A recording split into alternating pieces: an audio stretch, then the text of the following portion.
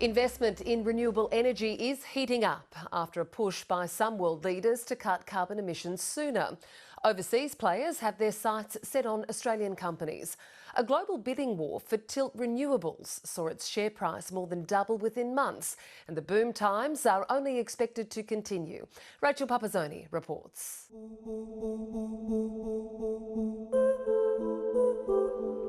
As the world's temperature rises, the amount of money being invested to cool it is racking up. And investors are in a bidding war to secure their place in the green energy race. Their target right now, Tilt Renewables. The industry found our platform quite attractive, and our largest shareholder decided in December last year that they would see if the market found us attractive enough for them to exit. That shareholder is Infratil, and the market did find their holding attractive. AGL Energy, the Future Fund and Queensland Investment Corporation, known as Power, and Mercury in New Zealand became the successful bidder, offering $7 New Zealand dollars 80 a share.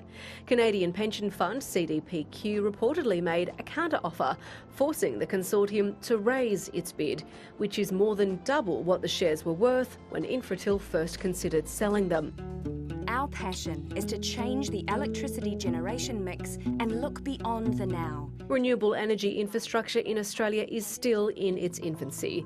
Tilt operates 8 wind farms, another one is under construction in Victoria, and a further 8 are in development. 4 solar farms and 2 battery storage facilities are also on the way. There is a weight of shift across the world to renewable energy sources, right? And to do that, you've got to have a development pipeline. You've got to have the right priced equity to get into that development pipeline.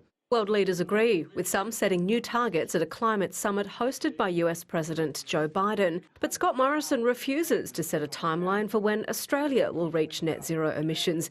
And he says we'll get there by investing in technology, not taxing companies.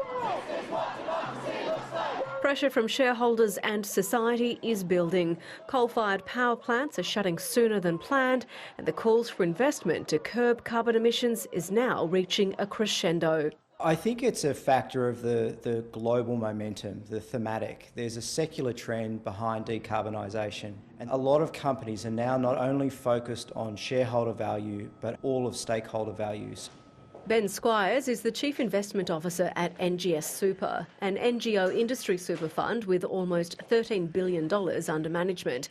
It's switching all its investments to make the fund carbon neutral by 2030. There'll be a lot of technology that will start to really ramp up in terms of decarbonising, particularly the materials sector and the energy sector.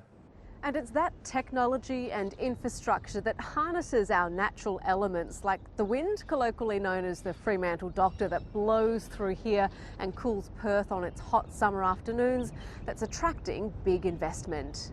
Last year, Spanish group Iberdrola knocked out a Filipino conglomerate in the bidding war to buy one of Australia's largest renewable companies, Infigen, for almost $900 million. In 2019, industry super fund Rest took complete ownership of Western Australia's largest operational wind farm, Colgar. The building and construction super fund Cbus also owns wind and solar farms in WA through its stake in Bright Energy Investments. And Australian Super tried to buy Infratil for $51 billion. The offer was rejected, but it did lead to the bidding war now being played out for Tilt Renewables. More investment opportunities are on the way. In Australia, we've seen a rapid uptake of solar, rooftop energy and projects like the one that we're standing at today.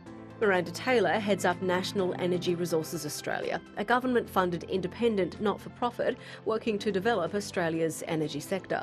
I think it is happening very rapidly, but I don't think there's any doubt that in the world of the future we're going to need to see significant more investment in renewable energy.